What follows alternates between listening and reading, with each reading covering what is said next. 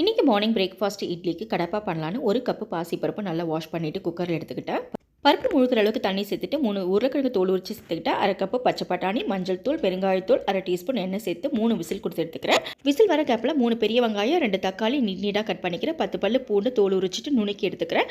கடப்பாக்கு டேஸ்ட்டே இந்த பேஸ்ட்டு தான். அதுக்காக ஒரு கப்பில் 2 டீஸ்பூன் கசகசா, கட்டவரல் சைஸில் இஞ்சி, 6 பச்சை மிளகா, உடச்ச முந்திரி ஒரு 12 எடுத்துருக்கேன். முழுசாக இருந்தால் ஒரு 5-6 சேர்த்து இது அப்படியே ஊறட்டும். வானலியில் 3 டீஸ்பூன் எண்ணெய் சேர்த்துட்டு ஒரு காஞ்ச மிளகா, பிரியாணி இலை 3, அரை டீஸ்பூன் ஜீரகம், நுணுக்கின பூண்டு, கருவேப்பிலை சேர்த்து நல்லா வதக்கிக்கிறேன். நீட்டாக ஸ்லைஸ் பண்ணியிருக்கிற வெங்காயம், தக்காளி, மஞ்சள் தூள், தேவையான அளவு உப்பு சேர்த்துக்கிறேன். ஃப்ளேவருக்காக ஒரு கைப்பிடி அளவு புதினா இலையும் சேர்த்து நல்லா வதக்கிக்கிறேன். பருப்பு உருளைக்கிழங்கு பட்டாணி நல்லா வெந்துருச்சு. கசகசா முந்திரி நல்லா ஃபைனாக பேஸ்ட்டாக அரைச்சிக்கிறேன். வெங்காயம் தக்காளி நல்லா வதங்கிடுச்சு. இதில் வேக வச்ச பருப்பு கூட தண்ணி சேர்த்து நல்லா மிக்ஸ் பண்ணிக்கிறேன். 10 நிமிஷம் நல்லா கொதிக்கட்டும். நல்லா தளன்னு கொதிக்கும் போது முந்திரி கசகசா பேஸ்ட் கூட கொஞ்சம் தண்ணி கலந்து அதையும் சேர்த்துக்கிறேன்.